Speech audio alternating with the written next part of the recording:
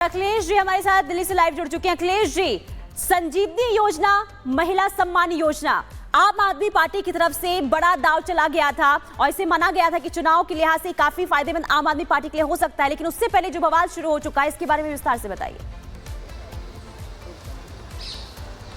देखिए, ये योजनाएं जो है अगर दिल्ली सरकार की तरफ से जारी की गई होती और कैबिनेट के थ्रू पारित करके जारी की गई होती तो शायद इस तरह की बात वो सरकारी मंत्रालय नहीं लिखता।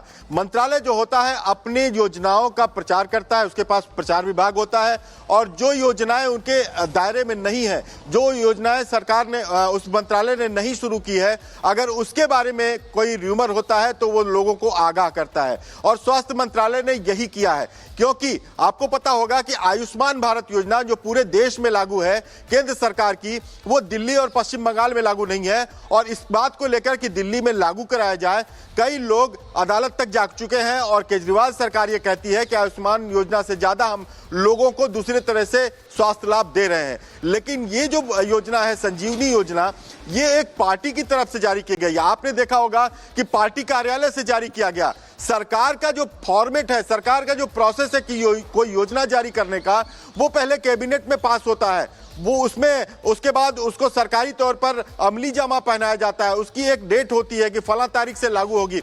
इस तरह से रजिस्ट्रेशन नहीं होता, योजना लागू हो जाती है, घोषणा कर दी जाती है सरकार की तरफ से। उसके बाद जो जिनको लाभ लेना है वो लोग आते हैं, फॉर्म भरते हैं। यहां आप देख रहे हैं कि चुनाव के एन वक्त पहले एक योजना का नाम दिया जाता है, उसके बाद लोगों से घर घर जाकर पॉलिटिकल पार्टी के कार्यकर्ता साइन कराते हैं। तो ये योजना एक तरह से कहा जाए कि सरकार के फॉर्मेट में नहीं है। और यही बात स्वास्थ्य मंत्रालय ने भी दिल्ली सरकार के कहा है कि हमारे फॉर्मेट में नहीं है, हमने इसको अभी जारी नहीं किया है, हमारे पास इसके जारी करने की कोई सूचना नहीं है। इसलिए जो कोई पार्टी अगर वादा करती है, चुनाव के तहत राजनीतिक पार्टी वादा करती है, तो उसका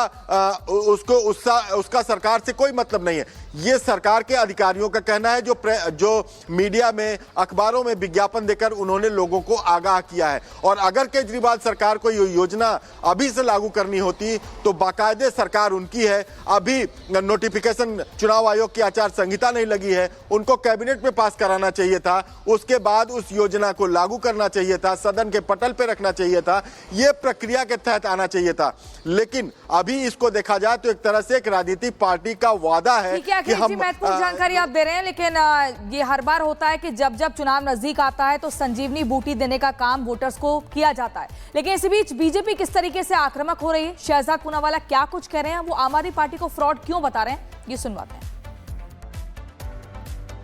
हेल्थ डिपार्टमेंट ने, दिल्ली सरकार के ही हेल्थ विभाग ने बताया है कि संजीवनी स्कीम नाम की कोई स्कीम नहीं है। मतलब कि ऐसी कोई स्कीम ऑफिशियली लागू नहीं की गई है जिसमें कि 60+ लोगों को फ्री ट्रीटमेंट मिले, और इसीलिए कोई भी व्यक्ति ऑथराइज नहीं है इस प्रकार से एल्डरली सिटीजन्स के नाम भरवाने के लिए, उनकी सिग्नेचर लेने के लिए, उनके थंब इम्प्रिंट्स लेने के लिए। और जो भी ये कर रहा है वो गलत कर रहा है। ना महिला सम्मान स्कीम जो 2100 रुपए की स्कीम है वो कहीं पर, ना संजीवनी स्कीम जो ये कह रहे थे बुजुर्गों के लिए वो कहीं पर है। बस केवल और केवल एक प्रकार से भ्रमित करना है, प्रोपेगेंडा करना है, झूठ बोलना है, विज्ञापन देकर अपनी चेहरे को चमकाना है, परंतु जमीन पर कुछ नहीं है। और आज तो दिल्ली सरकार के ही नोटिस ने ये क्लैरिफाई किया है कि किस प्रकार का फ्रॉड काम आम आदमी पार्टी और उसके कार्यकर्ता कर रहे हैं। चलिए दिल्ली की बात अब आगे बढ़ेंगे, बात करेंगे उत्तर प्रदेश के संभल की, क्योंकि संभल में आज भी बावड़ी की खुदाई होगी। तो संभल की बावड़ी की खुदाई होगी और सबूतों की झड़ी आज भी देखने को मिलने वाली है। इस पर आगे आपको देंगे पूरी जानकारी।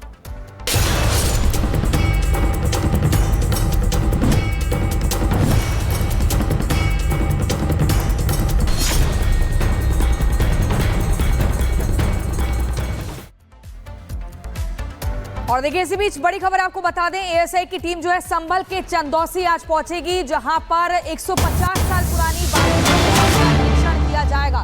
ये बड़ी खबर आपको बता रहे हैं, एएसआई की टीम संभल पहुंचेगी और जो 150 साल, बड़ी खबर आपको बता रहे, चंदौसी में निकली बावड़ी का निरीक्षण करने के लिए पहुंच चुकी है टीम। 150 साल पुरानी बताई जा रही है बावड़ी। कल राजस्व विभाग की टीम ने भी बावड़ी का दौरा किया था। और जतिन हमारे साथ लाइव जुड़ चुके हैं। जतिन, एएसआई की टीम पहुंच चुकी है, वहां पर क्या हलचल, क्या तस्वीरें वहां से दिखा पा रहे हैं अभी आप? आज बिल्कुल देखिए एएसआई की टीम उसी बावड़ी में पहुंची है और तस्वीरें अगर मैं आपको यहाँ पे दिखाऊं तो अंदर एक तरफ जो मैन्युअली खुदाई इस पूरे इलाके की जा रही है, तो वहीं अब बावड़ी के निरीक्षण करने के लिए एएसआई की टीम यहाँ पर है।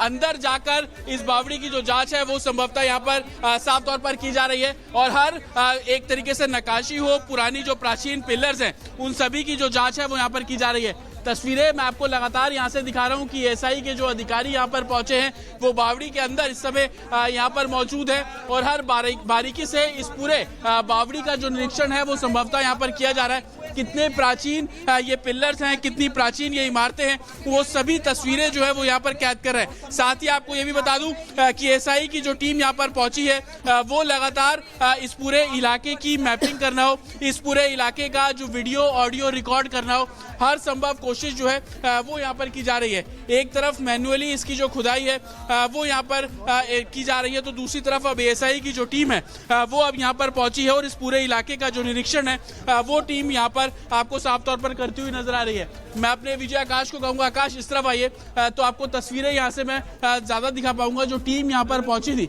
वो टीम अब अंदर जाकर निरीक्षण साफ तौर पर यहाँ पर कर रही है। वो टीम हर पहलू पर जो जांच है वो यहाँ पर कर रही है।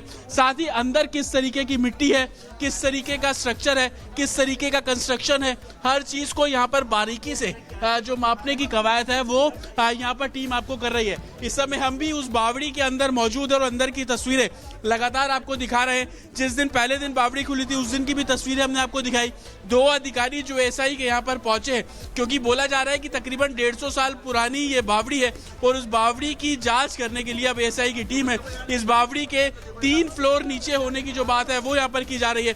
इस बावड़ी के एक तरीके से 50 से ज्यादा कमरे होने की जो बात है वो यहाँ पर की जा रही है। इस बावड़ी को लेकर अलग अलग बातें हैं और उसी की जांच करने के लिए अब जो टीम है वो यहाँ पर है और हर संभव प्रयास जो है वो यहाँ पर किया जा रहा है। बाकायदा रिकॉर्डिंग करने की बात हो, मोबाइल से रिकॉर्डिंग करने की बात हो, वो यहाँ पर की जा रही है और तमाम मजदूर जो अंदर यहाँ पर खुदाई कर रहे हैं उनसे भी इस पूरे मामले में जो जानकारी जुटाने की कोशिश यहाँ पर की जा रही है। सामने जो आप सुरंग देख रहे हैं, जो कचरा देख रहे हैं उसको भी संभवतः हटाया जाएगा, लेकिन अंदर किस तरीके के पिलर्स हैं, अंदर किस तरीके के एक तरीके से जो नक्काशी है वो है, अंदर किस तरीके के जो खिड़कियां बनी हुई हैं जिसको हम आला बोलते हैं, उन सभी की जो जांच है वो टीम यहाँ पर कर रही है और हर इस कितनी प्राचीन है उसको लेकर जो तमाम दावे किए जा रहे हैं उसकी जांच एएसआई की टीम अभी अंदर मौजूद है और तमाम जो जांच है वो यहाँ पर एडमिनिस्ट्रेशन करता हुआ नजर आ रहा है। तस्वीरें बावड़ी की हम आपको लगातार यहाँ पर दिखा रहे हैं। टीम इस समय अंदर मौजूद है। जहां तक अभी खुदाई की जा चुकी है उन सभी जगहों पर टीम अंदर जा जाकर चेक कर रही है। अंदर पहुंचकर टीम ये भी चेक कर रही है कि जो सुरंग निकल रही है, जो बोला जा रहा है कि पास में 150 मीटर दूर जो बांके बिहारी मंदिर है वो सुरंग वहां पर जा रही है, उसकी भी जो जांच है वो यहाँ पर की जा रही है। तो हर कोशिश इसके इतिहास को कंगाल